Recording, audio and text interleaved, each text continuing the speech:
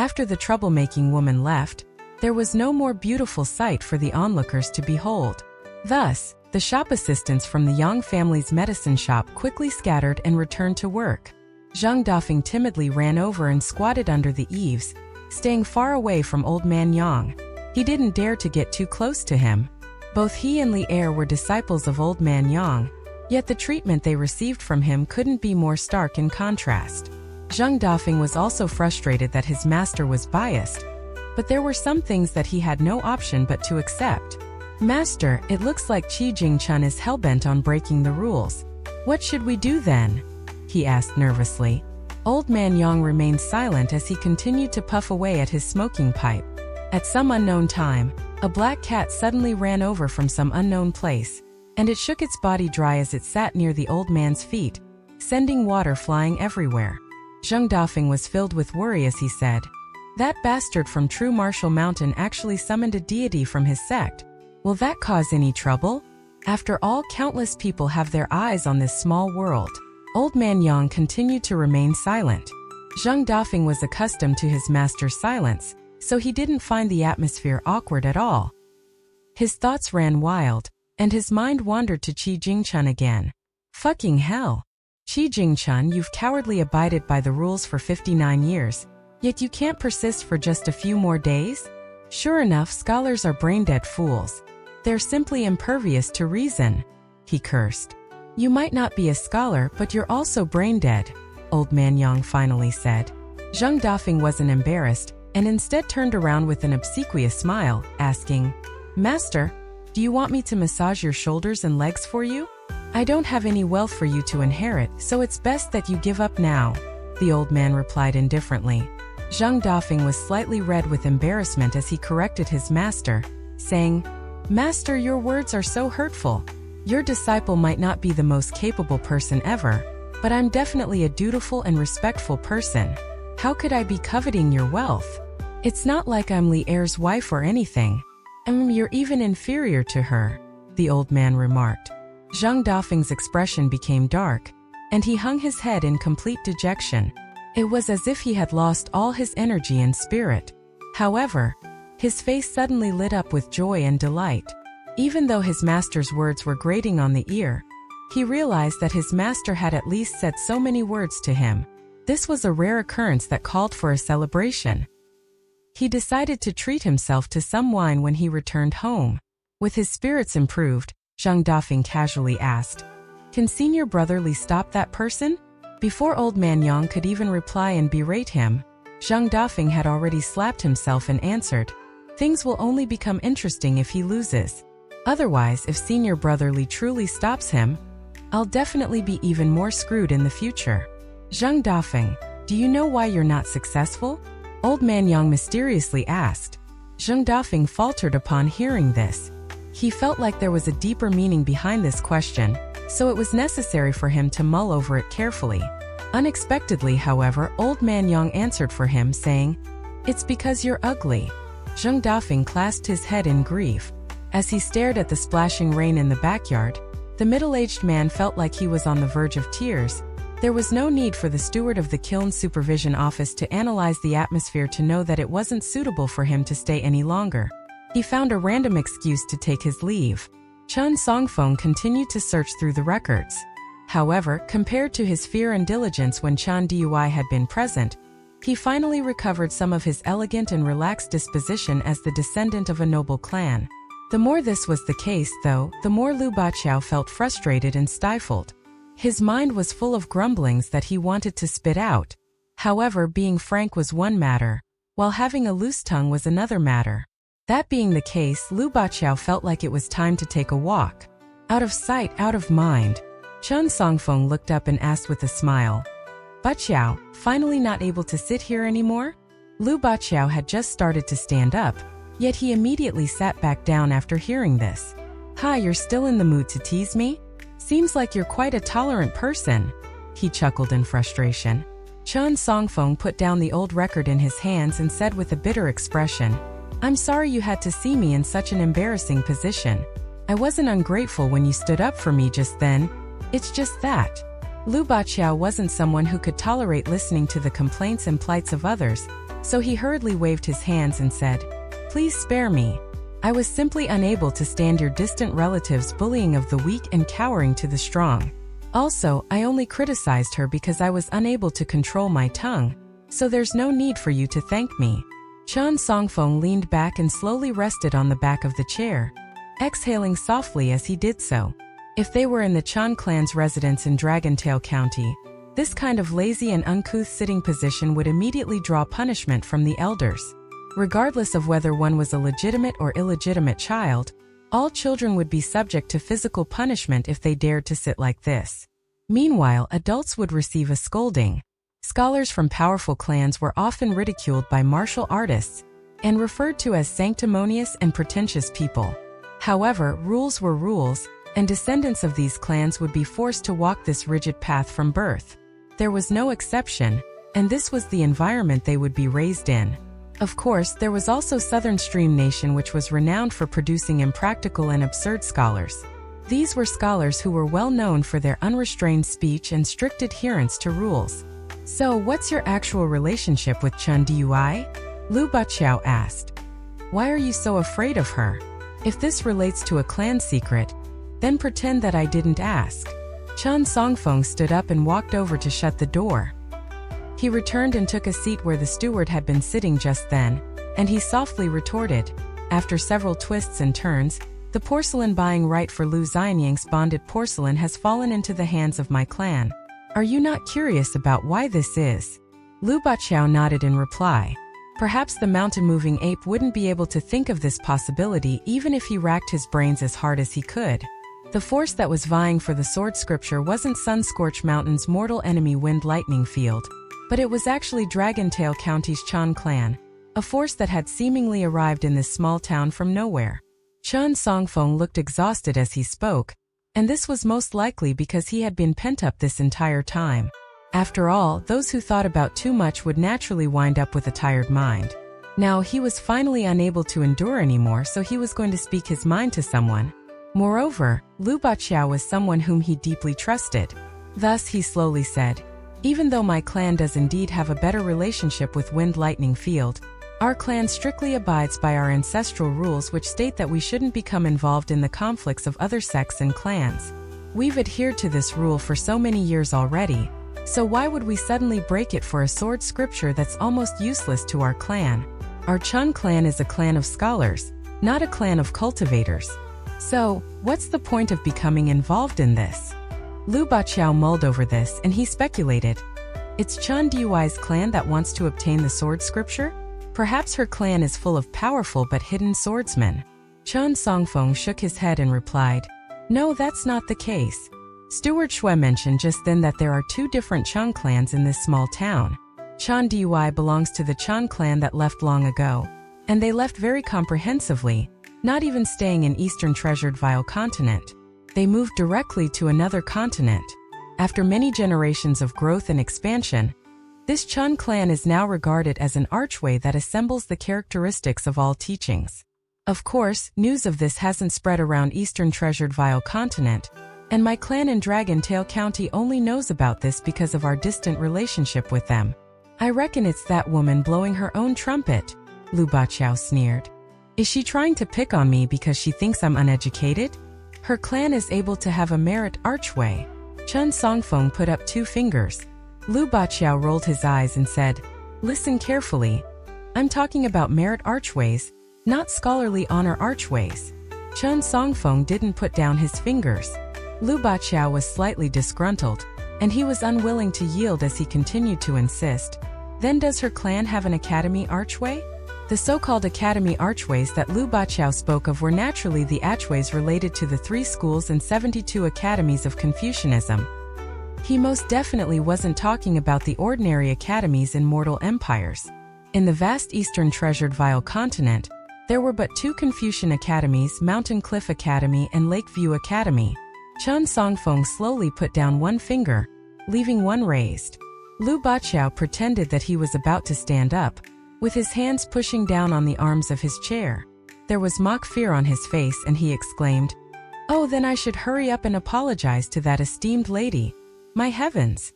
With such a profound and powerful background, She even has the right to treat you as a slave, to say nothing of asking you to flip through a few records.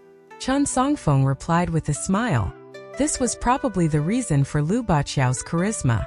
This was something that should have been vexing and irritating, yet Lu Baqiao was able to say it in such a manner that wasn't infuriating at all. Lu Baqiao sat back down and wrapped his arms around his chest, appearing calm and composed as he said, "All right, I know that her background is terrifying now. You can continue." Chen Songfeng smiled and said, "In fact, Steward Shui already told us the answer." Lu Baqiao came to a sudden realization and he guessed. Lu Xianyang's ancestors were the graveyard attendants for Chen Duai's clan? Very perceptive of you, Chen Songfeng praised with a nod. Lu Baqiao frowned slightly and muttered, But how can this be? Didn't the traitor from Sun-Scorched Mountain create that sword scripture? Of course, he can also be regarded as one of the ancestors of Wind Lightning Field. Regardless, these timelines don't match, so how can the Lu clan have become the Chen clan's graveyard attendant? I can confirm that the Lu clan was indeed the graveyard attendant for the Chen clan in the very beginning, Chen Songfeng explained. As for the swordsman who took refuge in your Wind Lightning Field afterward, there are probably some secrets regarding why he eventually came to this small town and became a member of the Lu clan, even passing down the sword scripture. In any case, the Lu clan now has two family heirlooms, the sword scripture and the suit of armor. In terms of Chen Dui, she's actually not here to obtain treasures or anything. Instead, she's simply here to pay respect to her ancestors. Other than that, if the Lu clan still has any descendants, she'll also bring them back with her. The Chen clan will do everything they can to raise them, regardless of their talent. In some sense, this is their repayment to the Lu clan for attending to their ancestors' graveyard for so many years. Lu Baqiao was utterly perplexed. They're such a large and powerful clan, yet they only sent a single young girl over to pay respects to their ancestors? And she was almost punched to death by Song Chongjing as well. Chen Songfeng, I've read quite a few books, even though some of them are about things that happen under blankets, so I do indeed have some understanding of people and events. With what I know, I feel like she's definitely an imposter. Chen Songfeng shook his head, saying with a bitter laugh, "You weren't able to see just how respectful my grandfather was when he saw her." One shouldn't dwell on the shortcomings of their elders, so Chen Songfeng was truly unable to spit out the truth. He could only use the euphemistic description respectful to explain things.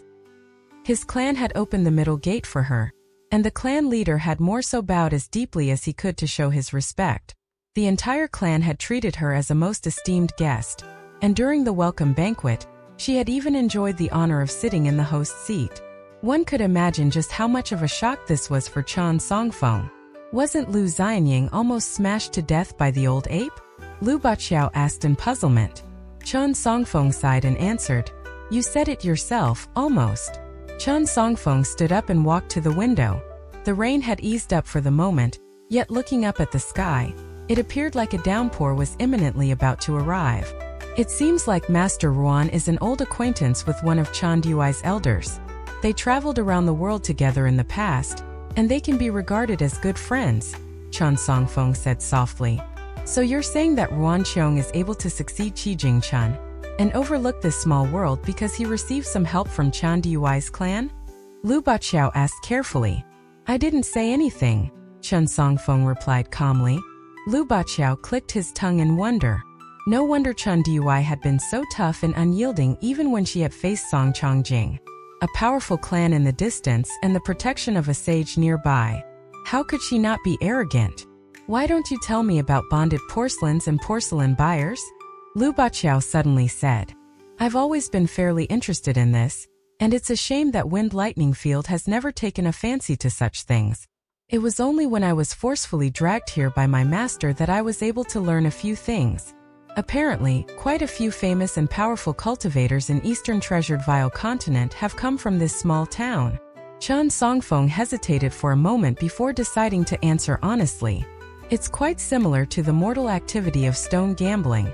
Around 30 babies are born in the small town each year, and depending on their position, each of the 30 dragon kills will be assigned to a child as their porcelain.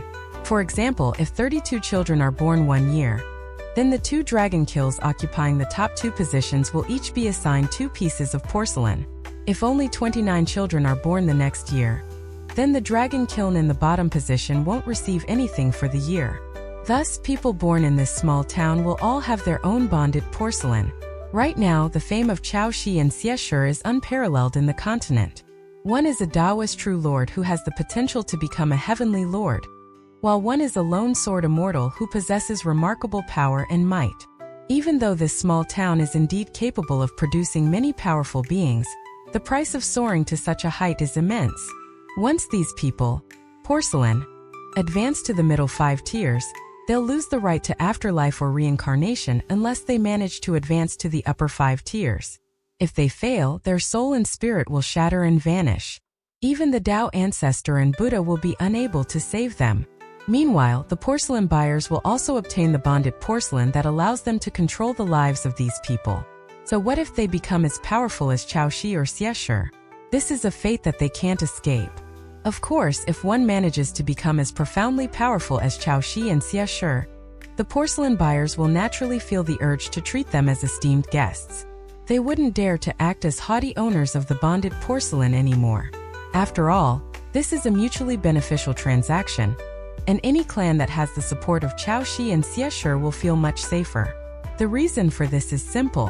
When it comes to trivial matters, there naturally won't be a need to employ their help. When it comes to matters regarding the survival of their clan or sect, however, they'll definitely receive help from these powerful beings. Granted, these powerful beings can indeed refuse to help. However, their bonded porcelain will be smashed, and everyone will end up dying together. Lu Baqiao was astonished and amazed as he listened to this.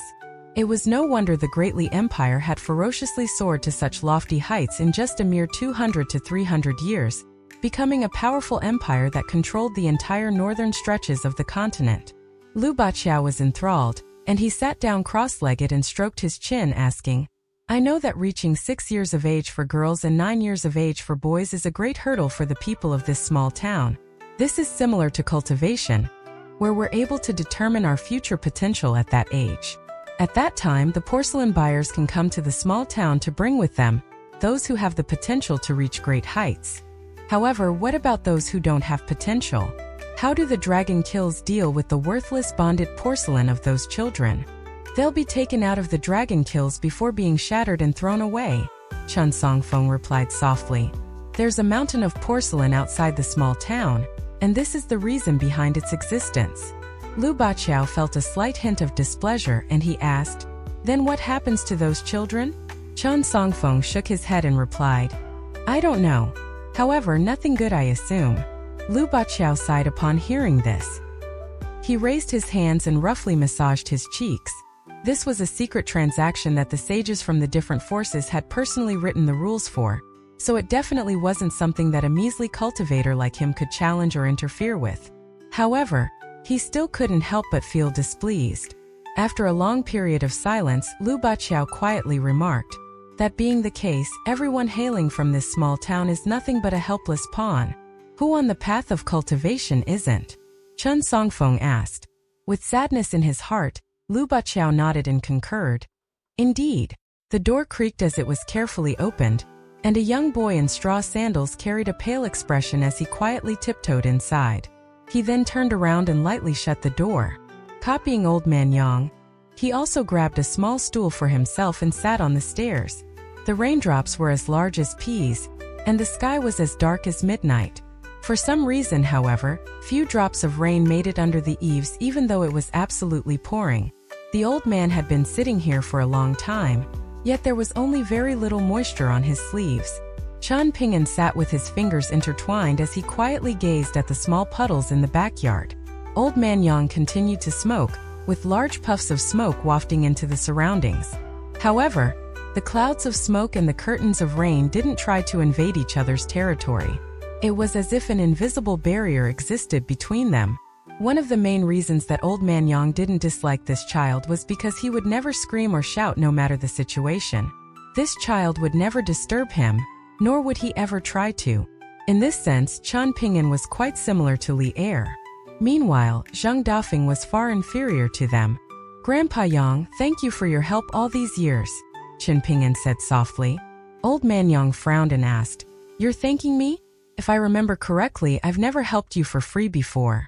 Did you forget to pay one time? Chen Ping'an smiled in reply. This was just like how Old Man Yang had agreed to let him enter the mountains and pick medicinal herbs for the Yang family's medicine shop in the past. They would buy the medicinal herbs at a low price, yet they would also sell many of the pharmacy's medicinal herbs to him at a low price as well. This looked like a fair transaction, but Chen Ping'an was very aware that he was the one being helped. Moreover, just how much was a handmade smoking pipe worth? Meanwhile, the reason that Chen Ping'an was able to persevere for so many years and remain in good health was in large part thanks to the breathing technique that Old Man Yang had taught him. The old man looked up at the sky and sneered. When others offer the tiniest bit of help, some people feel an irresistible urge to treat them like a bodhisattva who has rescued them from the grips of calamity and death. This is especially the case when the help comes from a powerful person. These people will become especially grateful, so much so that they'll even be moved by their own acts of gratitude. They'll feel like they're people who understand the concept of repaying kindness, making them some kind of noble scholar, loyal official, or some brilliant disciple or what have you. They praise themselves as people who will be willing to sacrifice themselves for the sake of their benefactors. Bunch of ungrateful bastards. They should never have crawled out of their mother's wombs. Chen Ping'an scratched his head, an uneasy expression on his face. He didn't know if Old Man Yang was talking about him. The old man retracted his gaze and added coldly, "I'm not talking about you." Chen Ping'an suddenly saw a familiar figure at this moment, causing him to falter. There was a roof corridor behind the main hall, and a middle-aged scholar with graying sideburns held an umbrella in one hand and a stool in another hand as he walked out from the side door and made his way over. He placed the stool under the roof corridor and sat down, before leaning the oil paper umbrella against the stool and patting his knees with his hands. He sat upright as he smiled at the old man and young boy, and he said in a gentle voice, "Mountain Cliff Academy's Qi Jingchun pays his respects to Mr. Yang." His shoes were soaking wet and covered in mud thanks to the pouring rain, and the bottom of his robes wasn't able to escape this fate either. Old Man Yang was relaxed and carefree as he pointed at the sage with his smoking pipe and said, "I already knew that you would be unsuccessful on the first day that you arrived here. However, I haven't heard a single word of complaint from you after all these years. How very strange. In any case, you don't seem like a meek or submissive person, so even though the outside forces are slightly baffled by your wild actions, I'm not surprised by them at all." Qi Jingchun patted his belly and said with a faint smile, "Of course I have complaints. In fact, my entire belly is filled with complaints. It's just that I haven't voiced them."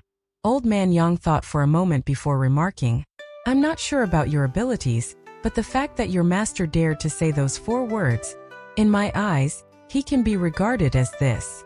The old man raised a thumb. Qi Jingchun smiled bitterly and stated, "Master's knowledge is actually even greater than that." Old Man Yang sneered and said, "Well, it's not like I'm a scholar, so I won't praise your master even if his knowledge has already surpassed Confucius. Mr. Yang, you feel like master's 4 words were correct?" Qi Jingchun asked with a serious expression. Old Man Yang laughed and replied, "I didn't feel like it was correct. It was just that all Confucian students used to believe in the previous 4 words, and that annoyed me quite a bit. The fact that someone stepped forward to oppose them made me feel quite good. That's all there is to it.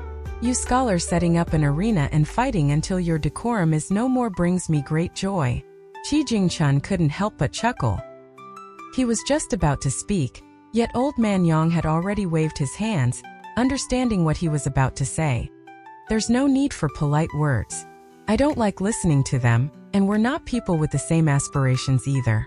This has been the case for generations, so there's no need for you to break the tradition. Moreover, you're already akin to a rat who everyone's trying to beat, so I naturally wouldn't dare to get too close to you anyway." Qi Jingchun nodded in reply. He stood up and gestured for Chen Ping'an to come over, saying, "I used the snake gall pebbles that you gave me to carve 2 seals. One's engraved using the official script, and one's engraved using Oracle Bone script. Here, take them." Chen Ping'an ran through the rain and the pond-like backyard. Standing before Qi Jingchun, he accepted the white cloth pouch. Qi Jingchun smiled faintly and said, "Remember to keep them safe. If you see paintings or calligraphy scrolls that you like in the future, for example a spirited painting of mountains and rivers, you can stamp them using these seals. Okay. Chen Ping'an nodded and replied in a daze. Old Man Yang glanced at the pouch in Chen Ping'an's hands and asked, "Where's the character Spring? I engraved another seal a while ago, and I gave it to a child from the Zhao clan." Qi Jingchun replied with a smile. "Qi Jingchun, are you a charity?" The old man chuckled. Qi Jingchun didn't take the old man's teasing words to heart. He bade them farewell and took his leave. Seeing Chen Ping'an still standing there like a wooden column, Old Man Yang chuckled in frustration, scolding, "After receiving a gift from someone, you're just going to skip home and indulge in happiness by yourself? You're not going to accompany Mr. Qi for a bit and see him off." Chen Ping'an hurriedly ran to the back door of the main hall. "Bring the umbrella with you," the old man scolded with a smile. "With the condition you're in right now, can you still endure such lashing rain and wind?" Chen Ping'an borrowed an umbrella from a shop assistant before hurrying over to accompany Mr. Qi. They walked side by side on the main street. Old Man Yang remained sitting under the eave the entire time, taking the occasional puff from his smoking pipe. Smoke billowed around him. Even though the two seals had still been in the pouch, Old Man Yang had noticed something special about them. It was because of this that he had asked about the character Spring. The human heart was filled with grandeur. After a short while, Chen Ping'an returned to the backyard. "What did he say in the end?" Old Man Yang asked. Chen Ping'an sighed as he sat back down on the small stool, replying, "Mr. Qi said that virtuous people can be deceived through means within reason." Old Man Yang was slightly annoyed as he grumbled, "Those old geezers who are honored in the temples have their brains short-circuited or something. Someone is clearly targeting Mountain Cliff Academy and Qi Jingchun. Yet they're still standing on the sidelines with their hands clasped behind their backs? Do they genuinely believe that they're inanimate objects carved from wood and shaped from clay?" Chen Ping'an didn't hear him clearly, so he asked, "Grandpa Yang, did you say something?" The old man remained silent. So this is a man who's willing to become a virtuous person but not a sage." Ning Yao slowly woke up from her sweet and comfortable nap. After opening her eyes, she was slightly baffled to find that she was sitting on a chair. After faltering for a brief moment, she stood up and walked over to open the door, only to find an old man and a young boy sitting outside. The two of them were both silent, being the untalkative people that they were. After hearing Ning Yao's footsteps, Chen Ping'an turned around and said with a smile, "Oh, you're awake. You were sleeping quite soundly before, so I decided not to wake you up." Ning Yao nodded in reply, not paying too much attention to this. She turned to the old man and said, "Senior Yang, what, you're afraid that Chen Ping'an took advantage of you while you were sleeping?" The old man huffed. "Don't worry, I helped you keep an eye on him the entire time. He dared to dream, but he didn't dare to act. Ning Yao, don't listen to Grandpa Yang's nonsense. I guarantee that I didn't dream about it either," Chen Ping'an hurriedly explained. Ning Yao took a deep breath and told herself that mighty people should be tolerant and magnanimous. Old Man Yang shot a sideways glance at the young boy and chuckled at his misfortune, saying, "How naive and clueless." The rain had already subsided, and Old Man Yang said frankly, "When you go home, remember to bring the pouch of offering coins over. That will be the payment for you and the young girl's medicine." Ning Yao frowned and said, "What kind of medicine does the Yang family's medicine shop sell? How is it so expensive? When someone is about to die from hunger, how much is the steamed bun in my hand worth?" Old Man Yang asked calmly. "This is profiting off other people's misfortune," Ning Yao replied solemnly. The old man was a heavy smoker, and the entire top half of his body was enveloped in a thin cloud of smoke. From within this sea of clouds, his cold and hoarse voice traveled over, stating, "Unreasonably raising prices is something that only lowly merchants do. It's not something that I would do. My rule is to stand by my words. I only offer a single price, and it's up to you whether you want to buy it or not." Ning Yao still wanted to speak, but she discovered that Chen Ping'an was tugging her sleeves and secretly blinking at her. In the end, she could only swallow her words in frustration.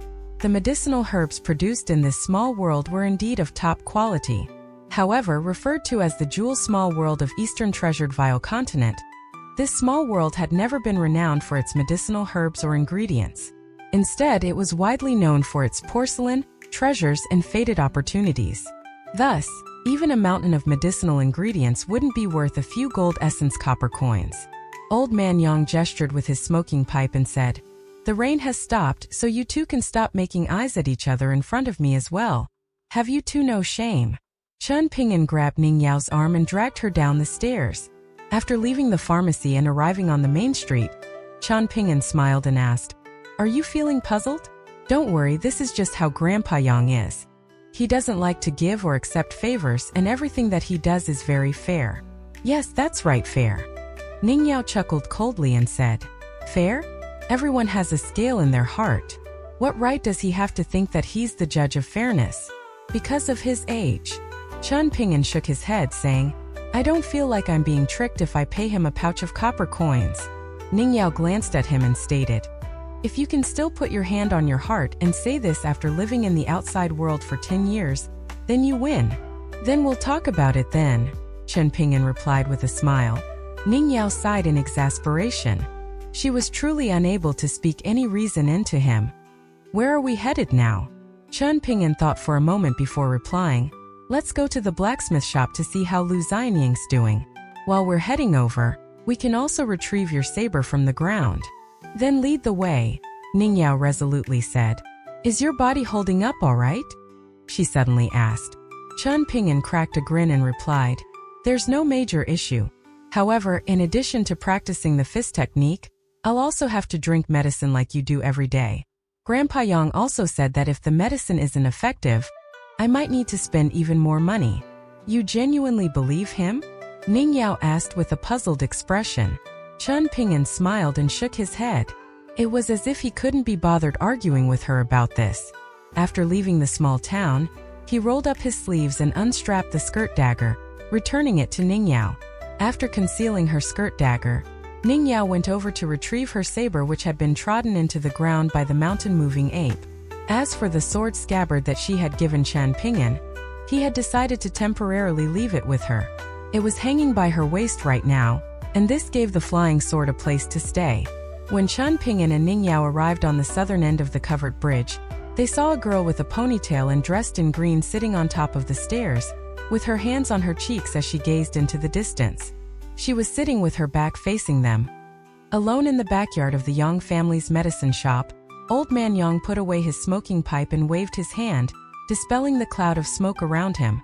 "Rest assured, I'll grant you the indestructible body of a river guardian when you succeed. As for whether you can become a genuine river god or not, that will be up to your own abilities and fortune." In the end, he lightly tapped the ground using his smoking pipe, and he looked up in the direction of the old locust tree. He clicked his tongue in wonder and remarked, "A tree falls and the monkeys scatter." 3 horse-drawn carriages trundled toward Clay Vase Alley. Song Chongjing was truly unable to fathom why his nephew insisted on keeping up a rivalry with an impoverished young boy from this impoverished little alley. In fact, he had even developed a knot in his heart because of this. Song Chongjing smiled and said, "Since I've already interfered with your muddle-headed rivalry with Chen Ping'an once, I'm not going to interfere with it a second time. You need to resolve the situation yourself." In the end, he warned, "You're allowed to have a private relationship with Sunscorch Mountain, but remember not to become overly involved with them." Song Jisun was amused and he asked, "Private relationship? Are you referring to that little girl?" "Haha, I merely found it a little fun. There's no relationship to speak of. It was merely fun. So you decided to casually give her a sword-nurturing gourd?" Song Chongjing chuckled. Song Jisun huffed and remained silent. The carriages couldn't enter the small alley, nor did Song Chongjing want to disembark to enter. Thus, Song Jisun jumped off the carriage alone. He discovered that it was raining, though this was only a light spring drizzle. However, it was showing an inclination of becoming a downpour. He hurriedly ran into Clay Vase Alley and entered his courtyard. What greeted him was the sight of Ji Gui sitting under the eaves of the house and daydreaming. Song Jisun smiled and shouted, "Let's go. Your young master is going to take you to the Greatly Empire's capital to broaden your horizons." Ji Gui came to her senses and she asked, "Huh? We're going to leave so soon?" Song Jisun nodded and said, "Everything has been packed already, so I don't see why not. There are 2 large suitcases in my room, and there's also your small suitcase. We've already packed everything that we can pack and want to pack. There's nothing left over in the house, So what difference does it make if we leave earlier or later? Zhigui rested her chin on her knees and said sadly, "Yeah, this place is our house." Song Jisun sighed and walked over to sit down on the doorstep next to her. He wiped away the rainwater on his forehead and asked in a gentle voice, "What's wrong? Reluctant to leave? If you truly miss this place, then we can leave a little later. That's no issue. I can notify the others." Zhigui suddenly smiled, vigorously waving her dainty fist and saying, "No need. Let's leave straight away. Who's afraid of who? Don't forget that four-legged snake," Song Jisun reminded her. Zhigui was instantly enraged and she huffed, "That stupid little fool. It secretly snuck into the bottom of my suitcase yesterday, and it made me spend half the day looking for it. When I finally found it after a long struggle, I discovered that some of my makeup boxes had become absolutely filthy. Truly unforgivable. It deserves a death sentence." Song Jisun started to become a little worried for the four-legged snake, and he asked tentatively, "That stupid little thing wasn't killed by you, right?" Zhigui shook her head and replied, "No, I decided to spare it for the moment. I'll deal with it when we reach the capital." "Oh, that's right. Let's raise a few more chickens when we reach the capital, young master. Is that okay? We need to raise at least 5. Song Jisun was baffled and he asked, "There'll be enough eggs to eat, so why do we still need to buy and raise chickens? Aren't you always complaining about them being too noisy? When the time comes, I'm going to tie a string to a foot of each chicken. I'll then tie the other ends to that stupid little thing's 4 legs and head. When I'm unhappy, I can go and shoo the chickens. Otherwise, that stupid little thing is quite quick and evasive. I get exhausted chasing it all the time, and that only makes me angrier." Listening to his maidservants grumbling, Song Jisun's mind was filled with the image of that 4-legged snake being punished. Isn't that punishment by being dismembered by 5 horses? Oh, that's not right. It's dismemberment by 5 chickens. Song Jisun held his belly and roared with laughter. Zhigui was accustomed to her young master's wild imagination, so she didn't find this strange in the least. She simply asked, "Young master, the suitcases are so heavy, so how are we going to carry them? Also, there are quite some things that we should have thrown out but haven't thrown out yet." Song Jisun stood up, snapping his fingers and ordering, "Come out. I know you guys are hiding nearby. Please carry these suitcases to the carriages for us." There was no reply. Song Jisun fell silent for a long while. His expression became increasingly dark and he commanded, "Show yourselves. Do you believe me when I say that I'll get my uncle to personally carry them instead?" A short moment later, several hidden figures either jumped down from the roof on the opposite side of Clay Vase Alley or appeared from elsewhere in the alley. There were 5 black-clad guards in total, and after the leader opened the door, all of them funneled into the courtyard. The leader hesitated for a moment before cupping his fists in respect and saying in a gloomy voice, "We were carrying out a mission before, so we didn't dare to show ourselves without permission. Please forgive us, Your Highness." "Go do your job," Song Jisun said expressionlessly. The person's head remained lowered and he said, "This underling beseeches Your Highness to please help explain this situation to the monarch." Song Jisun was annoyed by his nagging and he scolded, "Will my uncle fuss over such trivial matters with you people?" The 5 people remained completely still, standing in the rain and refusing to budge a single step. Song Jisun had no option but to yield, conceding, "All right, I'll help you guys explain." Only after hearing this did the 5 people enter the house. 3 of them easily carried a suitcase each, while 2 of them were empty-handed as they guarded the front and the rear. After slowly walking into Clay Vase Alley, they immediately broke into a sprint. Song Jisun watched on and thought. Zhigui opened up an oil paper umbrella and handed Song Jisun a slightly larger one. After locking the house door, the outside kitchen door, and the courtyard door, the 2 of them stood outside the gate with an umbrella each in their hands. Song Jisun looked at the couplets and the door gods and softly murmured, "I wonder if we'll be able to see these couplets the next time we return. Since we're leaving for good, no? Why would we return again?" Zhigui asked. "I guess you're right. If we become successful, there'll be no one we can show off to. But if we end up unsuccessful, there'll be heaps of people waiting to laugh at us," Song Jisun said with a self-deprecating smile. The rain was incessant, and the small alley gradually became wet and muddy. Zhihou was unwilling to stay any longer and she urged, "Let's go, let's go." Song Jisun nodded, and the two of them made their way out of Clay Vase Alley. Zhihou walked in front, with her footsteps relatively hurried. Meanwhile, Song Jisun walked behind her, with his footsteps comparatively slow. When he walked past a certain gate, Song Jisun stopped in his tracks and turned around to look back. He was seemingly in a daze as he stared at the ordinary mud wall. Zhihou turned around and couldn't help but grumble, "Young master, the rain is going to become heavier if we don't hurry." Song Jisun's expression was hidden under his umbrella. After raising an arm and completing some action, he answered Zhihou's call and finally started to walk quicker than a carriage outside Clay Vase Alley. Song Chongjing was sitting with his eyes closed and resting his mind. The Kiln Supervision Office would write up a secret document each day, and this was the responsibility of 9 top-notch guards and spies from the Great Li Empire. They were responsible for making the observations, and what they recorded was the daily activities of the illegitimate son of the previous Kiln Supervision official. For example, what streets he shopped in with his maidservant Zhihou, how much money he spent on what food, what passages he recited in the morning and which sages' works these came from, when he secretly drank for the first time, who he flew kites and catch crickets with outside the small town, who he argued with and why, and so on and so forth. Regardless of how big or small the events were, everything was observed and recorded. These records would then be delivered to the capital, where they would be taken into the palace and placed on the desk in the royal study. In the end, these records would be gathered together and bound into a book. His older brother, someone who loved to toy around with words and essays, personally named these books the Small Records of Daily Life. From Small Records of Daily Life 1 to Small Records of Daily Life 15, everything that the 15-year-old boy living in the impoverished alley had done in his life had been recorded into 15 books. Before coming to the small town, Song Chongjing had flicked through these boring records of his nephew's life. However, he had astutely noticed that a page was missing from the 12th record, and it was more so clear that it had been purposely torn out by someone.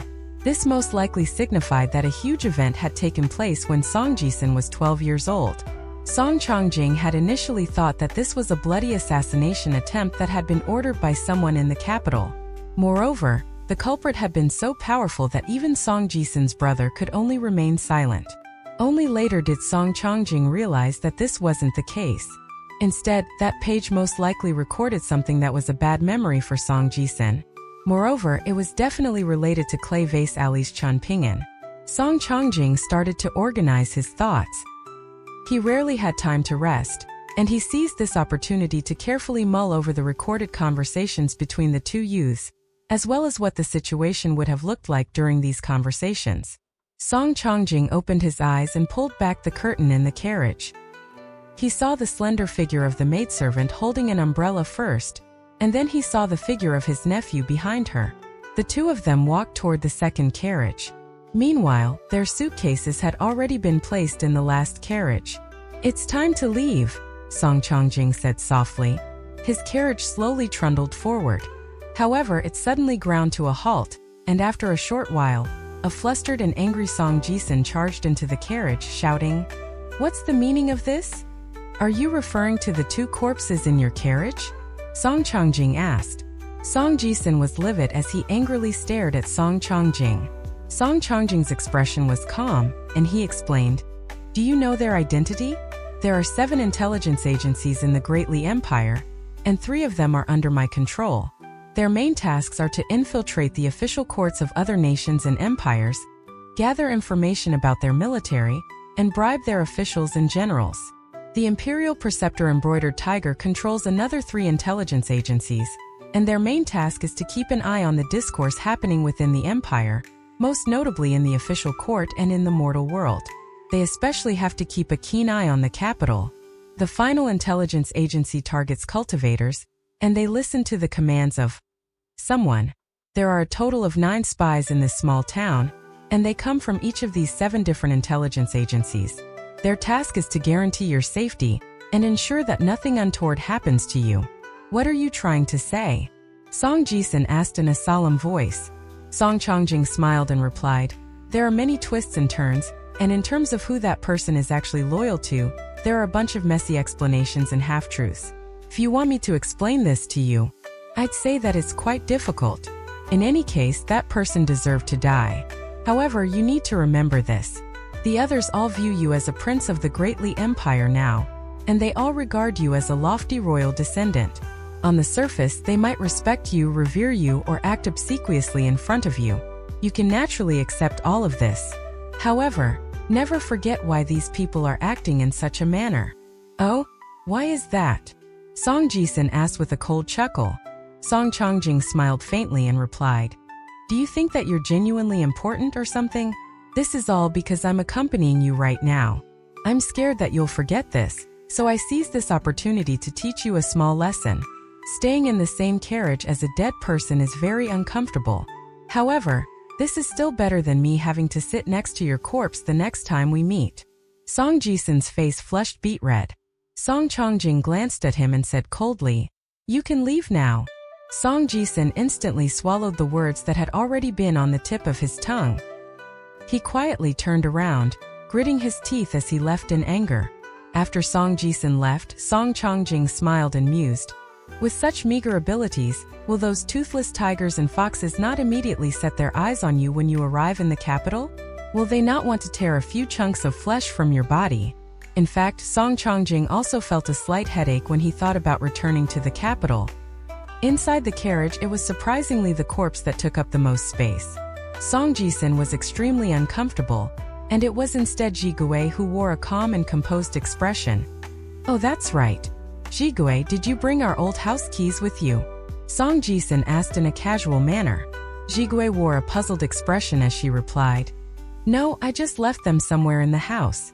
It's not like I want to return anyway." "What's wrong? Why are you asking about this, young master? In any case, don't you have a set of keys as well?" "Oh, I also left them in the house," Song Jisun replied with a smile. The three carriages passed the old locust tree, exited the small town, and eventually made their way onto a muddy and uneven road. They continued to trundle toward the east. When the three carriages had exited the eastern gate of the small town, the gatekeeper Zheng Dafeng had been observing them from the shelter of his mud hut.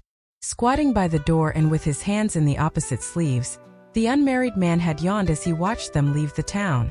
After traveling for around an hour, Song Chongjing suddenly ordered in a grave voice, "Stop!" Song Chongjing disembarked his carriage, while Song Jisun and Zhuhou pulled back the curtain in their carriage and stuck their heads out together.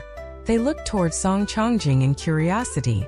Song Chongjing waved his hand, and Song Jisun immediately shrunk back into his carriage, dragging Zhuhou along with him. Song Chongjing walked forward, and not far in front of him, there stood an unremarkable middle-aged man blocking the path. He looked like an honest person, and his straw sandals and pant legs were all covered in mud. As he walked over, Song Chongjing smiled and remarked, "Who would have thought? There's actually someone like you hidden in the small town. By the looks of it, the intelligence officers of the Great Li Empire truly live off shit instead of rice." Song Chongjing's snow-white robe had initially been spotless, yet at this moment, they also became covered in water and mud. His shoes naturally weren't spared either. In the end, Song Chongjing stopped 10 paces away from the middle-aged man. "Since you didn't attack me right away, why don't you tell me what your end goal is?" The roof of the middle-aged man's house had been damaged by the mountain-moving ape, yet facing the monarch of the Great Li Empire, what part of him still looked like the pathetic and useless man who had been squatting on the ground and fuming in silence? "Song Chongjing, you'll naturally know the answer if you can survive this battle," Li Er said in a solemn voice. Song Chongjing frowned in reply. Li Er understood his worry and he said, "I'll let the carriages pass first." Song Chongjing nodded with a smile. He didn't turn around and he kept his eyes fixed on Li Er as he shouted, "You guys leave first. Keep going forward." Li Er stepped aside and allowed the three carriages to pass without any obstructions.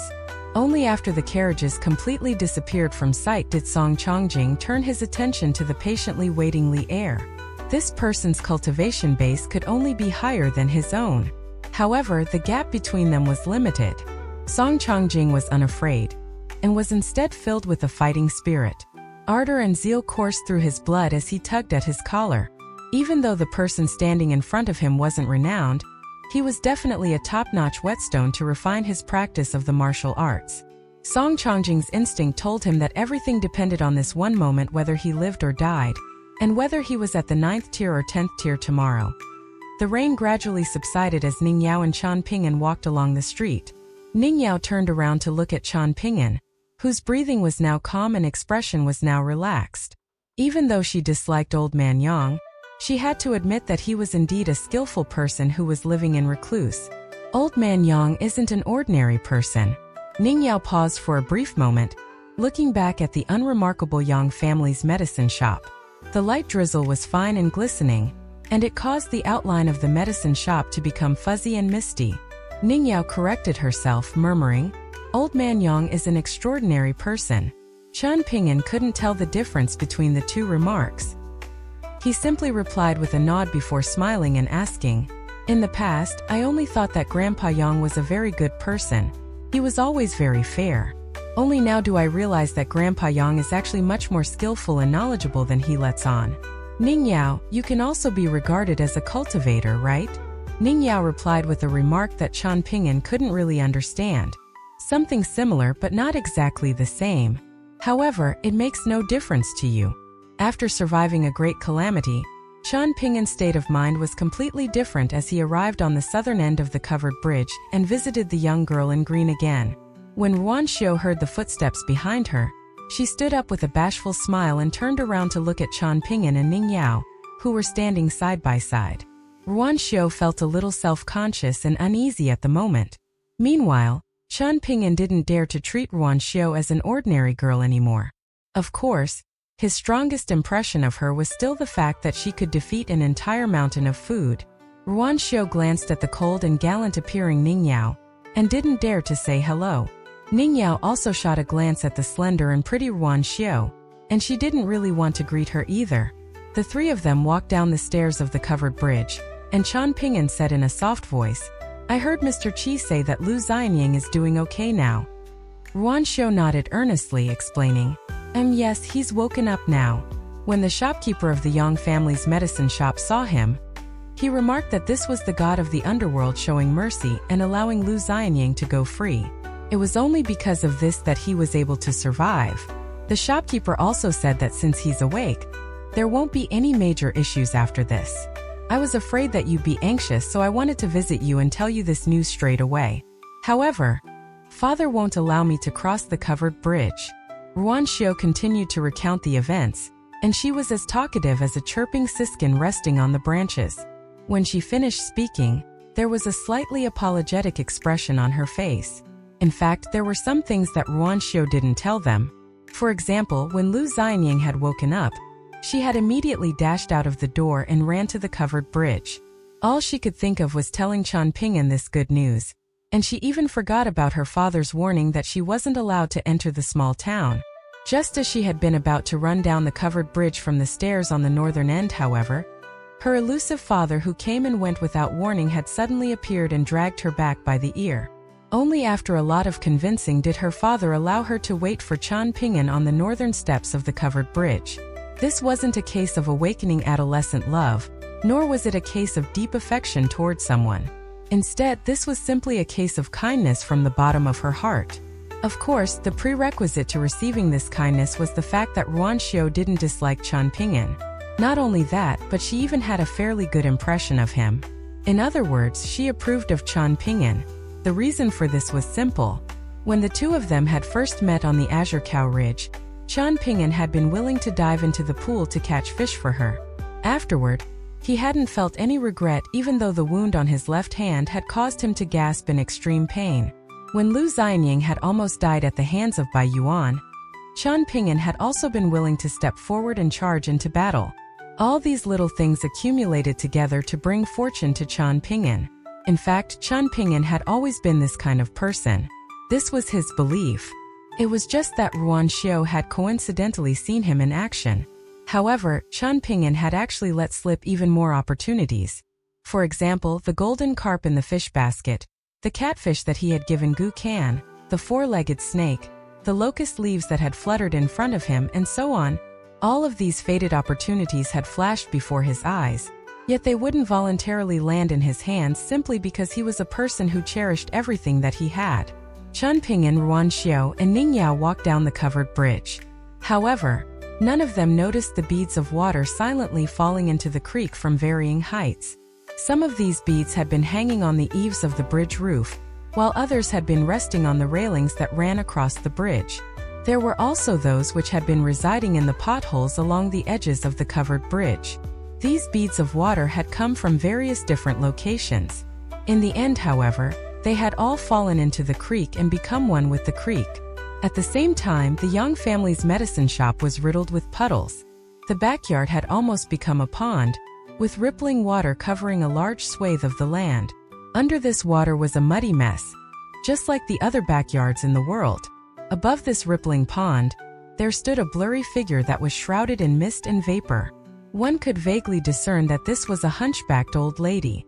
Old Man Yang wasn't surprised, and he took a puff from his smoking pipe as he asked, "Did you observe anything interesting?" The blurry figure involuntarily swayed with the water like a water weed, and she replied in a hoarse voice, "That little girl is the daughter of the next sage, after all, so just how lofty and noble is her status? Why does she insist on becoming friends with that impoverished boy? That's all." Old Man Yang sneered. The old woman trembled, and she didn't dare to reply. "Since you've already reached this stage, there are some rules that I should make clear to you, lest you die in the future and not know the cause, perhaps even feeling like you've been wronged," Old Man Yang slowly said. As if organizing his thoughts, Old Man Yang didn't immediately continue. When the rain stopped, the puddles in the yard started to slowly recede, causing the old woman's body to become increasingly blurry. "Great Immortal, I just want to see my grandson more," she said in a pitiful voice. Her words interrupted Old Man Yang's train of thought, and he snapped in slight irritation, "What you want is your own matter to deal with. I don't have time to deal with your wishes." His gaze became distant when he said this, and he murmured to himself, "You can count yourself lucky. If you had fallen into the hands of the three teachings, it's hard to say whether you would even have an afterlife or next life. How could you enjoy your current privilege?" Buddhism has the concept of vanquishing a distracted and restless mind, with the concepts of desires and vows being critically important. Confucianism is slightly more relaxed, and it isn't as broadly controlling as Buddhism. They simply pass on their teachings in an earnest manner, warning their disciples to remain morally vigilant even when alone. In other words, there is a focus on being true to one's words. As for Taoism, they elevate the concept of how to think even further, going as far as to view internal demons as the nemesis to cultivation. They're even stricter than Buddhism, leading many people to wander onto stray paths. As a result, there are many so-called heretical sections. Because Taoists pursue tranquility and focus on examining one's own conscience, it's extremely easy for one's mind to become a tangled mess if one becomes stuck when trying to understand the Confucian sage's questions. With smoke billowing around him, Old Man Yao appeared much like a dragon hidden in a sea of clouds. The old woman was more so perplexed after hearing his explanation, especially since she had grown up in the small town and had never gone to school before. As such, she naturally couldn't understand these profound and mysterious concepts. The only thing she could do was try her best to memorize Old Man Yao's words. Old Man Yang suddenly smiled and said, "Oh, you don't need to remember all this. After all, this isn't what we're going to focus on." The old woman was dumbfounded. "We don't care about what you think. We only care about how you perform," Old Man Yang repeated. "Great Immortal, I understand," the old woman said with an uneasy expression. Old Man Yang pursed his lips and continued, "Since you're a river guardian now, you naturally need to be responsible for all the things that happen in your river. This is not only to accumulate hidden virtue, one, but also to obtain prayers and incense from the common people in the surrounding land. If you're able to perform well and have someone build a temple and cast a golden statue for you, you'll be able to house a wisp of your spirit there to enjoy the people's worship. That will be up to your own ability. Afterward, you'll need to strive to have the imperial court acknowledge and accept you, and that will allow you to enter the official genealogical records of the empire. You'll be recognized as an official guardian of the mountains or waters. Failing this, however, you need to strive to at least enter the local county chronicles. Otherwise, if your temple is categorized as an illegal one and demolished along with your golden statue, your days will become much tougher than they are now. You'll suffer even more than lonely spirits and wandering ghosts. The old woman mustered her courage and asked, "Great Immortal, you said just then that our small town is a fully restricted area. If that's the case, then apart from extending my lifespan, what else can a measly river guardian like me do? Also, in terms of building a temple and obtaining incense, genealogical records, and local county chronicles or whatnot." That was the situation in the past. However, it's hard to say what it will be like in the future. Not far into the future, this place will be relegated from a small world into a blessed land with no restrictions to enter. Anyone will be able to enter, and they won't need to offer 3 pouches of copper coins anymore. This is also why the Emperor of the Great Li Empire is acting in such an unscrupulous manner. There are some things that will lead to vastly different outcomes depending on whether they're acted on 60 years earlier or 60 years later, Old Man Yang explained. The old woman gritted her teeth and asked, "Great Immortal, are you only willing to protect me because of my grandson?" Old Man Yang nodded in reply. He didn't try to hide his intentions. "If that's the case, then why did you allow the swordsman from True Martial Mountain to take Ma Kuxuan with him? Why didn't you teach my grandson yourself?" she asked. As it turned out, this old woman who had transformed into a river guardian was none other than Granny Ma, the old woman from Apricot Blossom Alley who had been slapped to death. Old Man Yang lightly tapped his smoking pipe, causing the projection above the water to instantly contort and shudder. This projection was created by Granny Ma's soul, so Old Man Yang's action immediately caused her to wail in anguish. This pain had arrived suddenly with no warning, and it was akin to a mortal suddenly experiencing a bone-piercing pain that was seemingly going to tear their heart and chest apart. How could Granny Ma endure this? Even though I don't differentiate between good and bad or just and evil, nor do I use these to measure one's hidden virtues, this doesn't mean that I approve of your actions, Old Man Yang told her in an indifferent voice. In the past, the time wasn't right for me to fuss over these things. In the future, however, I can wipe out your existence with just a single thought. So don't try to push your luck. Granny Ma fell to her knees and begged for forgiveness, exclaiming, "Great Immortal, I wouldn't dare. I wouldn't dare." At that time, the swordsman from True Martial Mountain had paid a huge price to summon the true god to help them. When Ma Kuxuan had disrespectfully questioned the true god, even the military and swordsman had felt a deep sense of apprehension, afraid that the true god would unleash divine punishment. In the end, however, why had the true god patiently answered Ma Kuxuan's question? In fact, why had he replied in human tongue saying, "It's not that I don't want to, it's simply that I'm unable to"? This was clearly an exchange that should have never occurred between a human and a god. However, perhaps even the transcendent swordsman hadn't been aware of the true reason behind this. He had most likely dismissed this as the true god having considerations and rules of his own. However, Old Man Yang was well aware of why this was. Ma Kuxuan, that young boy, had the mandate of heaven. He was no inferior to the maidservant Jigui, Wangjuwang. Combining the two characters together, the character Pearl was formed. When it came to true dragons, which part of them was the most precious? Their pearl. Why had Jigui chosen to attach herself to Song Jisen, the prince of the Great Li Empire? Emperors always like to refer to themselves as true dragons, and their fortune was directly linked to the fortune of their empire and throne. Thus, it was abundantly clear that the partnership between Song Jisen and Jigui would be a complementary relationship between two powerful individuals. Taking a step back, however, one had to realize that the path of cultivation was a long one. Fortune, talent, aptitude, fated opportunities, and a mature temperament were all critical aspects that couldn't be missing. Even so, there were those who would lead from the beginning and end up leading throughout, while there were also those who would accumulate for a long time before suddenly soaring to great heights. When it came to cultivation, nothing was set in stone.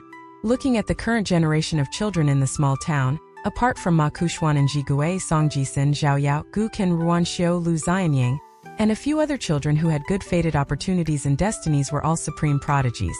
Even with his profound and hidden knowledge, Old Man Yang didn't dare to say whose success would be greater than whom in the future. He shot a glance at the puddle in the yard and said, "You can leave now. For the moment, you only need to keep an eye on the area around the covered bridge." Granny Ma was terrified and she stammered, "Great Immortal, even I don't dare to get too close to the covered bridge, especially the deep pool under it. Each time I approach that area, It's as if I'm being cooked in boiling oil." Old Man Yang smiled and replied, "You don't need to enter that area. You simply need to keep your eyes open and observe the covered bridge. For example, if something flies out from underneath the covered bridge one day, just take note of what direction it leaves in."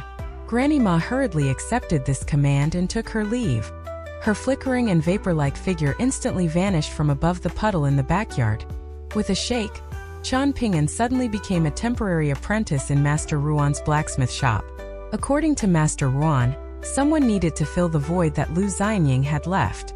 He needed someone to dig wells, build houses, create canals, and so on. There was no reason for him to look after Lu Xianying for free. And thus, Qian Ping'an became the busiest person in the blacksmith shop.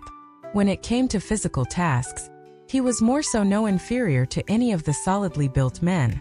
When he had some free time, Qian Ping'an would head over to that building to visit Lu Xianying. After taking a trip to the doors of death, Lu Xianying had become much less energetic and talkative than before.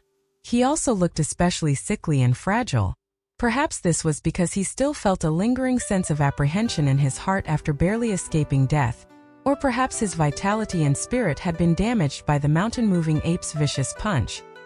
He always stared at the roof in a daze as he lay in bed, and apart from saying a few words to Qian Ping'an from time to time, he would almost never talk to anyone else.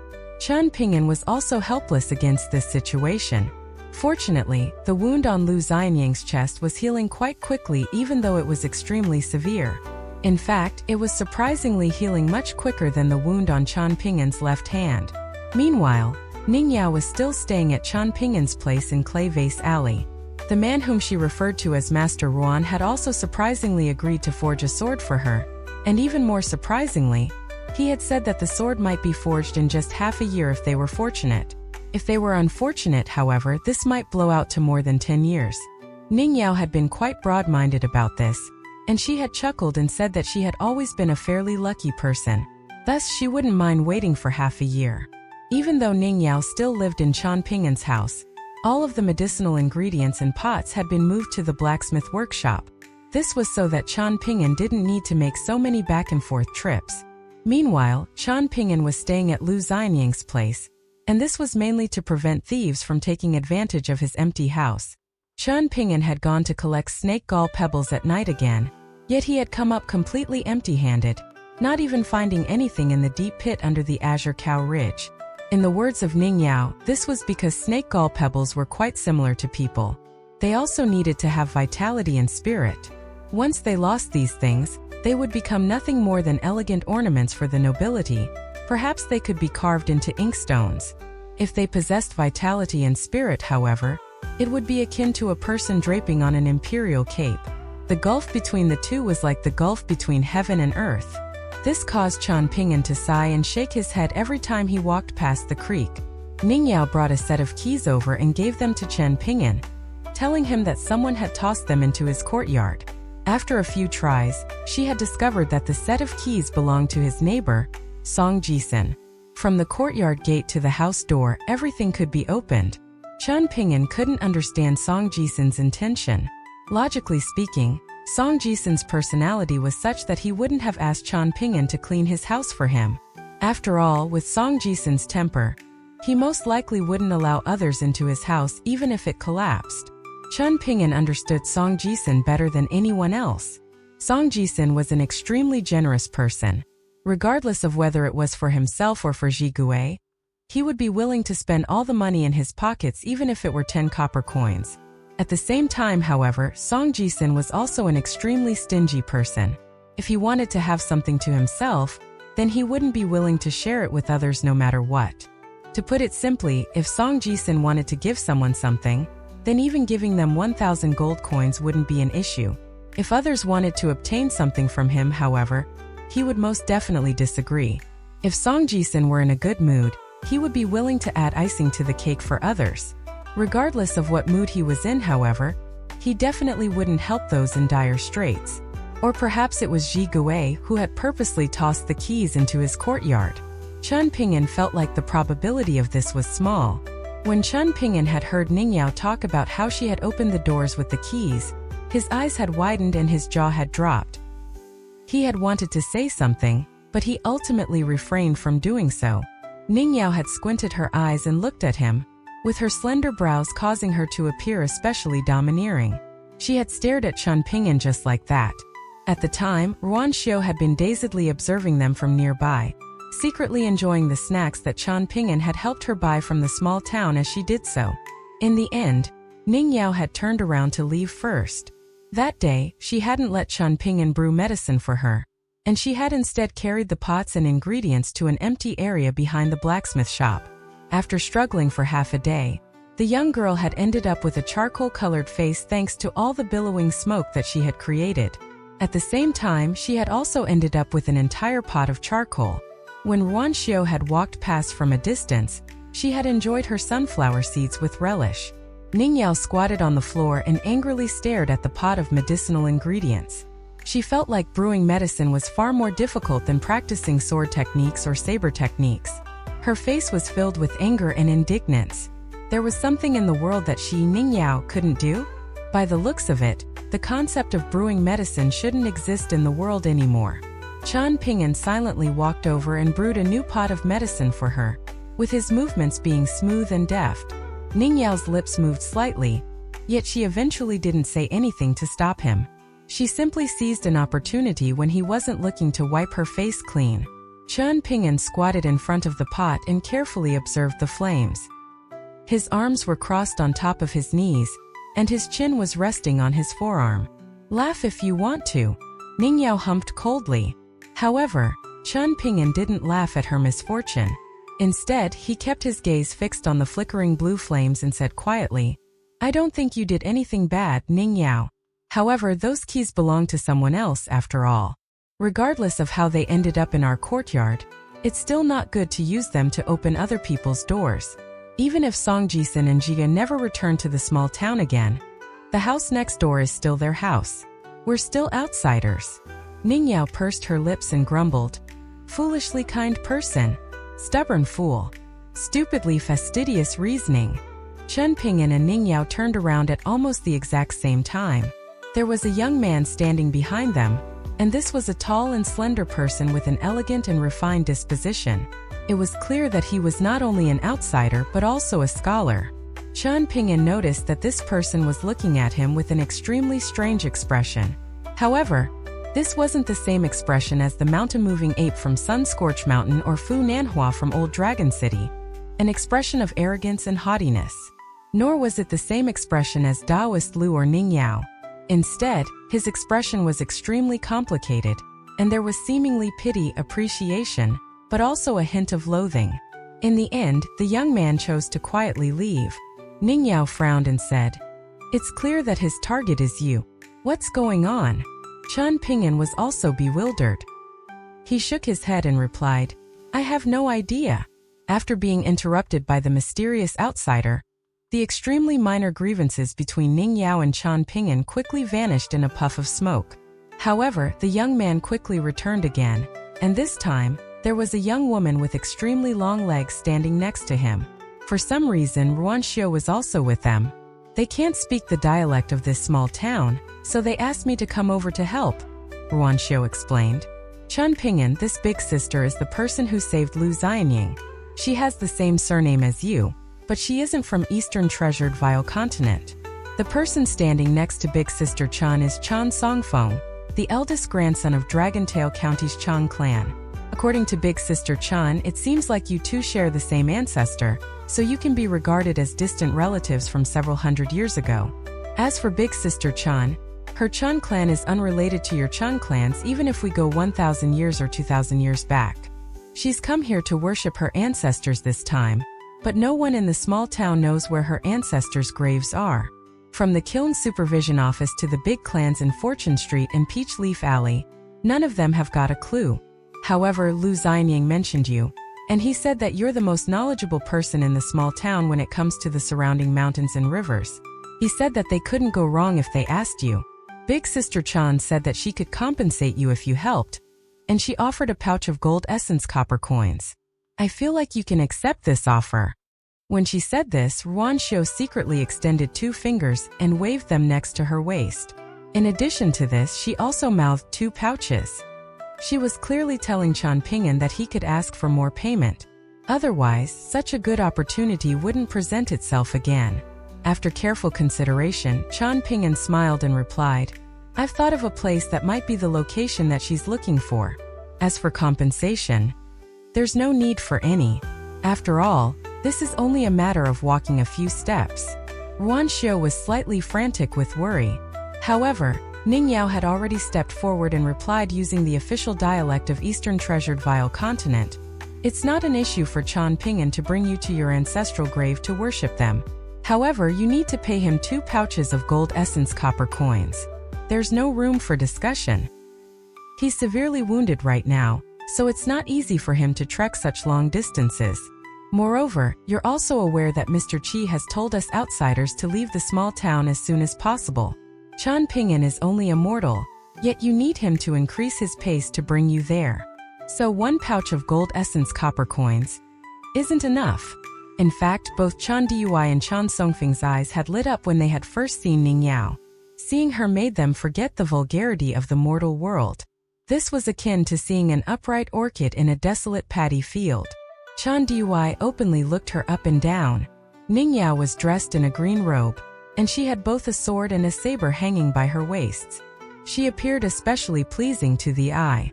Chen Dui's solemn mood also improved slightly, and she replied with a smile, "As long as we can find my ancestors' graves, I'll be happy to pay 2 pouches.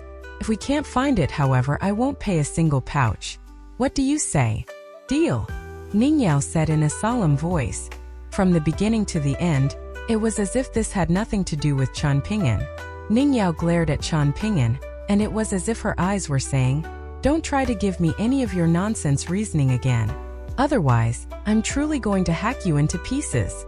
Chen Ping'an forcefully suppressed his smile.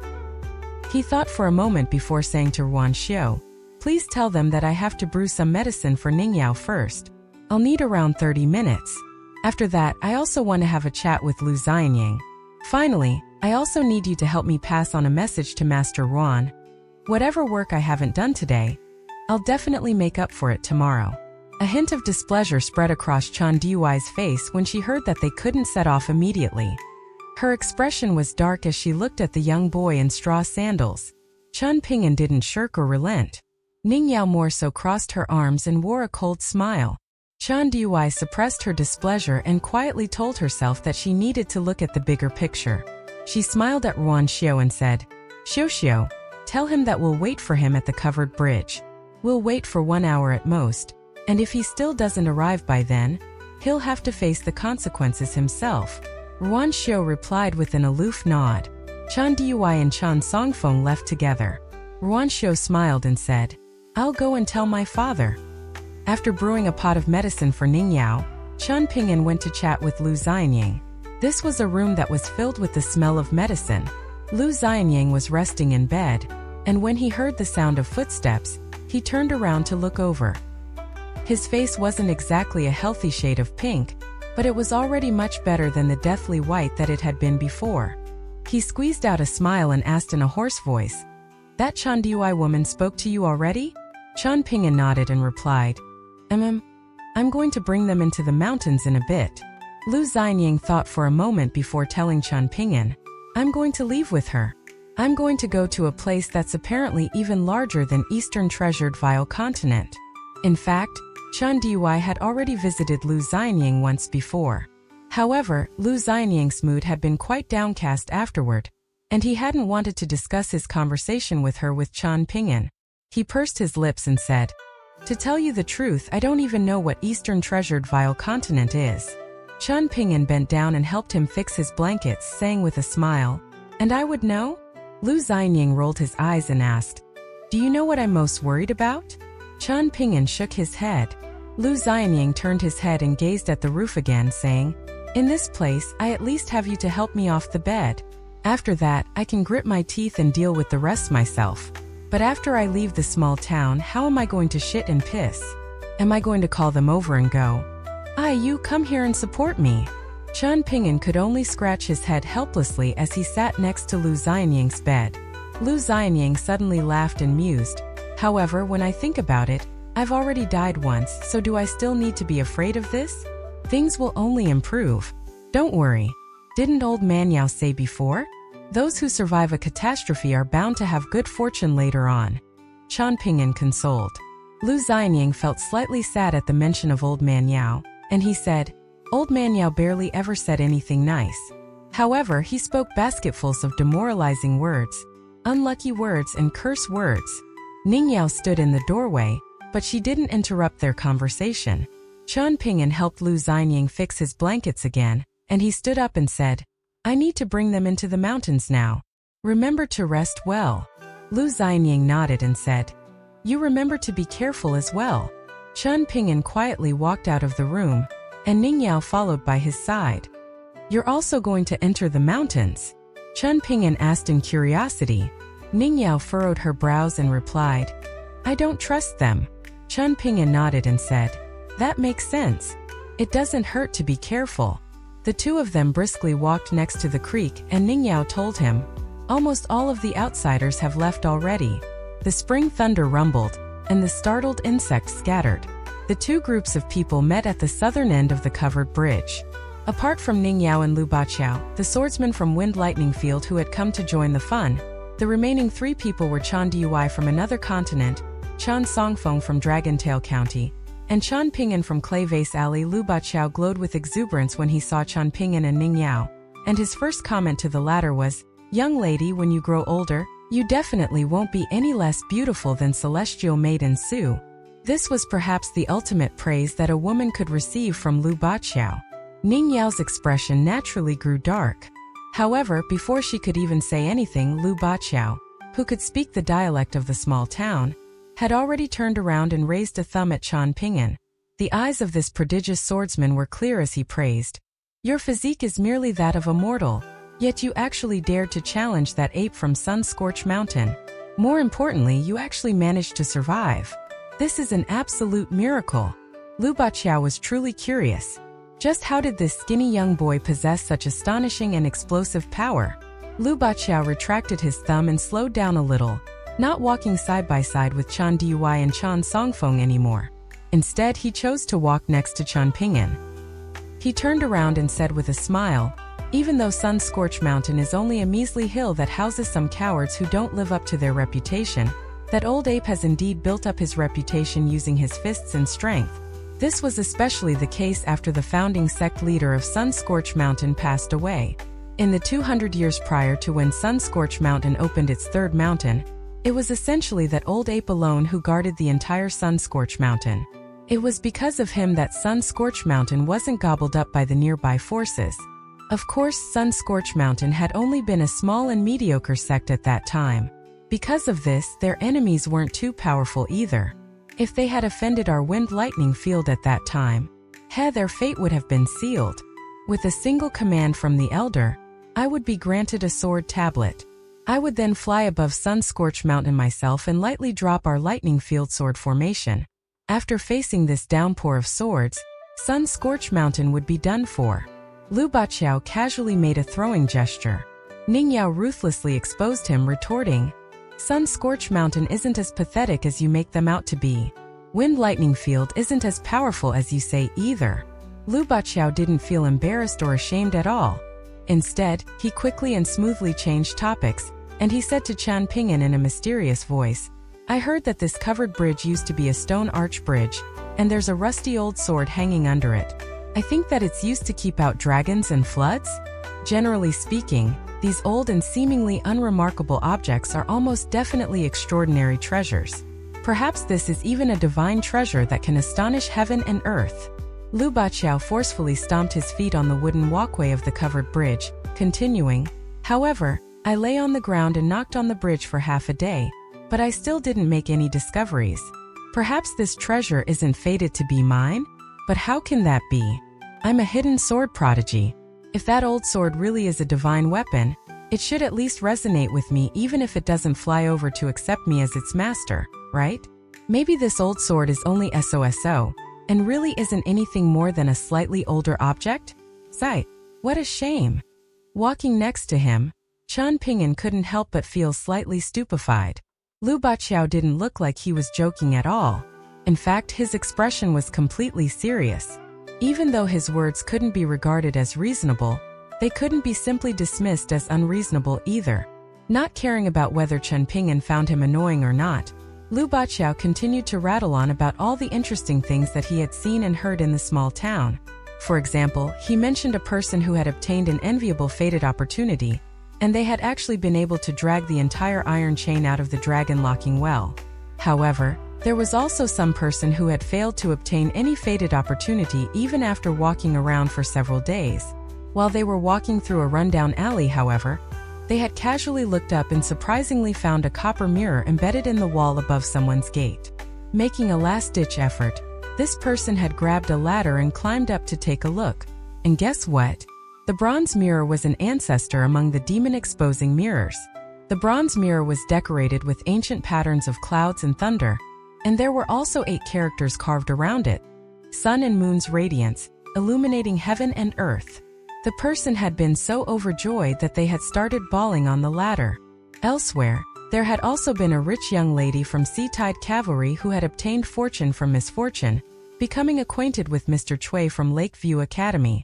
The two of them had immediately become like old friends. After crossing the covered bridge, Chen Dui and Chen Songfeng naturally slowed down to let Chen Ping'an walk ahead and lead the way. The 5 people followed the nameless small creek upstream. Chen Ping'an was carrying a large and yellowed bamboo basket, while Chen Songfeng was carrying an adorable green bamboo bookcase. Lu Baqiao was extremely curious about what Chen Ping'an was carrying in his bamboo basket, and he insisted on investigating it no matter what. Thus, he told Chen Ping'an to stop, and he started rifling through the basket. However, he discovered that it was filled with random items. There were 3 bamboo hats stacked together, 2 flasks, one with water and one with oil, a large machete and a small machete, 2 flintstones, and a bundle of firewood. At the bottom of the basket, there was also a row of around 7 or 8 bamboo tubes that had been split in half and put back together again. Apart from this, there was also a small cloth pouch with a fishing line and hooks. Chen Ping'an, what are those tubes of bamboo for? Lu Baqiao asked. There are 8 tubes of bamboo in total, and 6 of them are filled with 4 rice balls each. The other 2 are filled with difficult-to-perish pickled vegetables, Chen Ping'an replied. Lu Baqiao wore a smug expression as he announced loudly, "Pickled vegetables? I've eaten them before." Even his footsteps became lighter and livelier. Chen Ping'an shot a strange glance at him. Was eating pickled vegetables something to be proud of? Of course, this was unless he could finish an entire tube of pickled vegetables in one sitting without eating any rice or drinking any water. That would definitely be quite a feat. Lu Baqiao suddenly asked in curiosity, "We're not venturing that far away, so we'll probably only need to have 3 meals at most.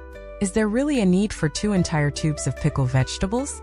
These pickled vegetables, just one small chopstick of them is enough for me to finish half a bowl of rice." Chen Ping'an was contemplating which mountain path to take to reach their destination quicker, and he casually replied, "Ning Yao and I are going to share 1 tube of pickled vegetables, and you and your 2 friends are going to share the other tube of pickled vegetables." Lu Baqiao faltered for a moment before chuckling softly and saying, "Haha, there's no need to treat me as an outsider. I can eat from the same bamboo tube as you two." "No way. You can go eat with your friends," Ning Yao said firmly. "Why?" Lu Baqiao fumed. Ning Yao gestured with her chin, signifying that the answer was with Chen Ping'an. At the same time, it also signaled that it was beneath her to talk with Lu Baqiao so much. Lu Baqiao looked over with sulkiness in his eyes. However, there was also a hint of eager anticipation behind this sulkiness. Chen Ping'an smiled and shook his head. Lu Baqiao sighed in exasperation, remarking, "Valuing your lover over your friend? I can understand this. You two are friends already? Then you surely have thousands of friends, if not tens of thousands, right?" Ning Yao sneered in ridicule. "How is that possible?" Lu Baqiao glared at her and retorted. Ning Yao raised a brow and helped him correct his words, saying, "How is it possibly so few?" Lu Baqiao clicked his tongue in wonder and commented, "Ning Yao, your personality can't compare to Celestial Maiden Su's." Ning Yao frowned and asked, "Are you referring to Sun-Scorched Mountain Su Jia?" "That's right," Lu Baqiao replied with increasing smugness. "Jia is in the Jia from the sage's words. Crops are liked by all people. How is it? Isn't my Mrs. name beautiful and soul-stirring? Ning Yao asked him a question that Chen Ping'an definitely wouldn't understand. If you genuinely like Su Jia, then have you ever thought about this before? What will you do if she also likes you? Lu Baqiao was instantly rendered speechless. He opened and closed his mouth many times, and in the end, he could only murmur in a timid voice, "How can she possibly like me?" Chen Ping'an felt like Lu Baqiao wasn't a bad person. Chen Dui and Chen Songfeng walked a dozen or so paces behind Chen Ping'an and the others. Chen Songfeng was slightly envious of Lu Baqiao's good relationship with Chen Ping'an. Lu Baqiao seemed like someone who was born with the ability to talk to anyone, regardless of what teaching or sect they came from and regardless of whether they were emperors or peasants. There wasn't anyone in the world who he couldn't talk to. When that woman caught wind of the situation, she immediately visited the kiln supervision office and offered to return the suit of armor as an apology on behalf of Light Breeze City's Su clan. "Why didn't you accept it?" Chen Songfeng asked quietly. Compared to when she had first entered the small town, Chen Dui was evidently much more amiable. If this were in the past, she would have simply ignored Chen Songfeng's question. Now, however, she patiently explained, if Light Breeze City's Su clan had known the truth, that Lu Xianyang was a descendant of the Yingyin Chan clan's graveyard attendants, then they naturally would have had to pay a hefty price if they still dared to target him. Simply returning the suit of armor wouldn't have been anywhere near enough. However, since they weren't aware of these secrets, it's only natural and right that they fought for this precious fated opportunity. The Yingyin Chan clan isn't so arrogant and domineering. Chen Songfeng smiled and said, "Perhaps Light Breeze City's Su clan was also intending to scheme against Sunscorch Mountain.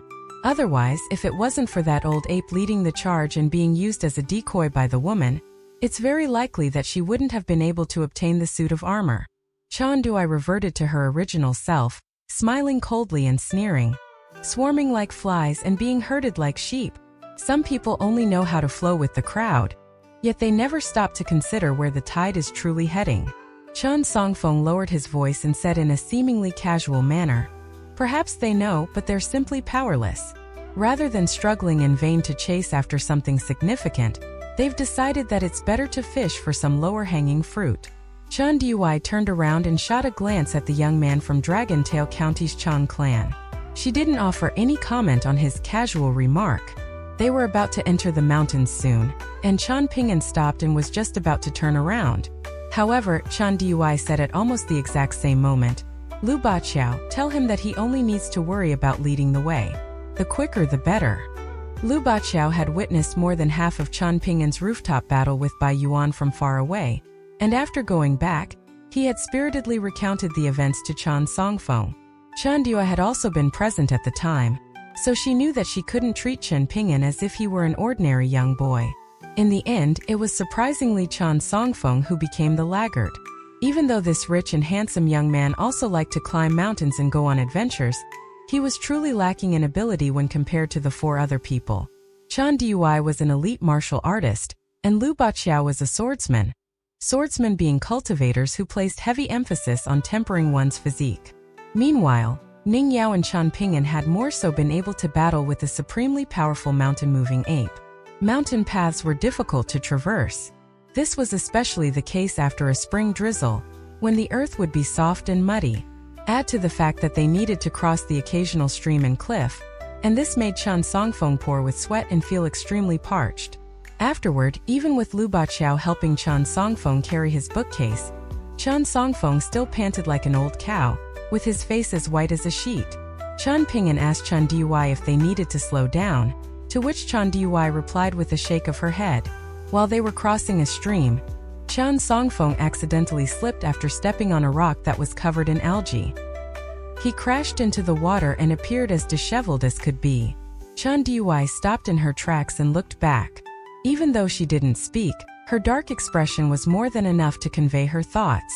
Lu Baqiao hurriedly turned around and helped Chen Songfeng up. "I'm okay, don't worry about me. I can definitely keep up," Chen Songfeng said apologetically. Chen Ping'an took this opportunity to shrug off his bamboo basket and lean it against a depressed area in the mountain face. He looked at them and said, "Let's rest for 15 minutes." Ning Yao naturally didn't mind this. She squatted near Chen Ping'an and she held the hilts of her sword and saber in boredom, lightly pressing down on them and causing the tip of the scabbards to lightly tap against the green cliff face.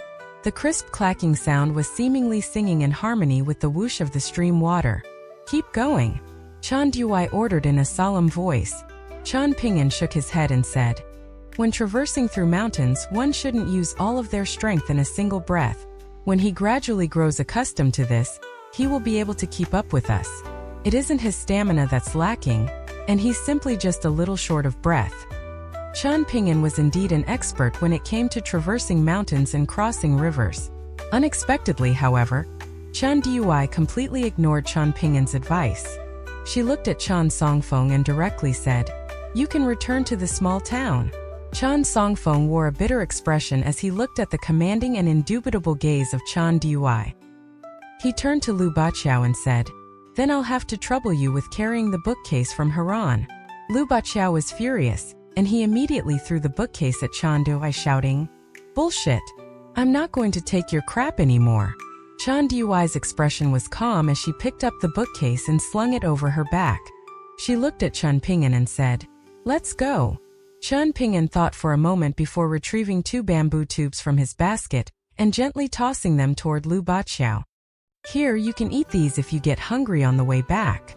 Chan Songfeng spoke quietly as he tried to dissuade Lu Baqiao from accompanying him back. However, Lu Baqiao caught the bamboo tubes and spat with a cold chuckle. "I'm not going to deal with this nonsense anymore. After returning to the kiln supervision office with you, I'm going to order a table full of good wine and good food. I'm going to have large plates of meat and delicacies. Will that not be better than this?" Chan Duai turned around and continued forward. Chan Ping'an picked up his bamboo basket, but he still felt a little worried. He looked at Lu Baqiao and asked, "Do you remember the way back?" "I do," Lu Baqiao replied with a smile. Chan Ping'an nodded before leaving with Ning Yao. The 3 of them gradually disappeared into the distance. Chan Songfeng sat down on a rock and lamented in a bitter voice. "Why cause trouble for yourself? Forging a good relationship with the Yingyin Chang clan is good for both you and Wind Lightning Field. Why do you insist on acting so rashly?" Lu Baqiao cracked open a bamboo tube, revealing the snow-white balls of rice inside. His spirits were high as he praised, "Sure enough, Chan Ping'an is still as kind as always. As expected of my good brother." Chan Songfeng understood Lu Baqiao's temper, so he didn't try to persuade him anymore. He smiled in a self-deprecating manner and sighed, "I'm just a useless scholar. If I had known this, I should have asked Chan Ping'an to leave us a tube of pickled vegetables as well," Lu Baqiao muttered. He grabbed a rice ball and started munching down on it, saying in a muffled voice, "Your comment isn't correct either. Mr. Qi from the small town, and naturally Mr. Qi's master as well, are both very impressive people."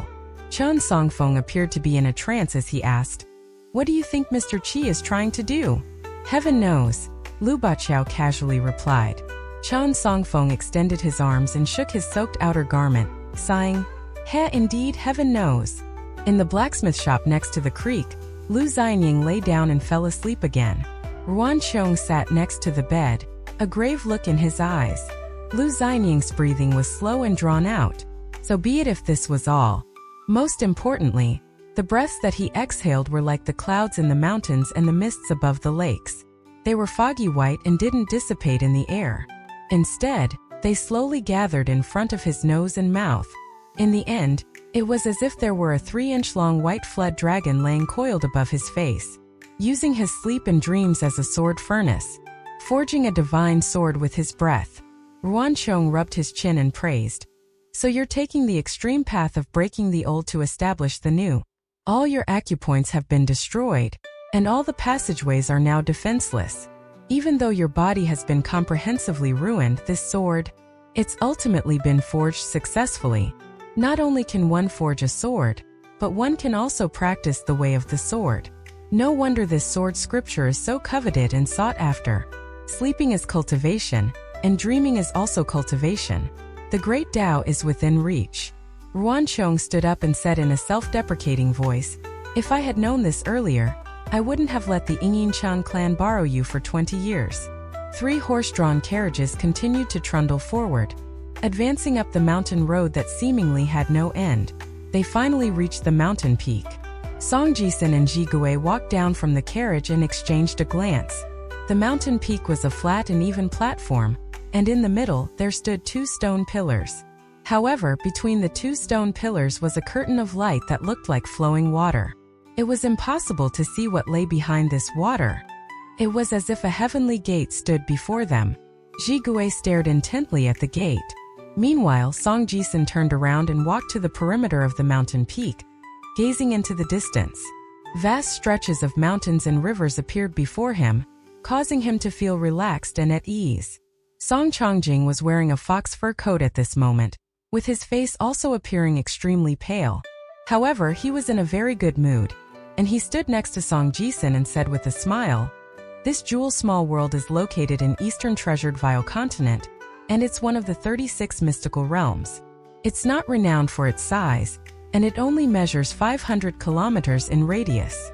Song Chongjing didn't turn around, and he simply pointed back at the gate behind them as he continued. After passing through that gate, there's a set of cloud steps that leads all the way down.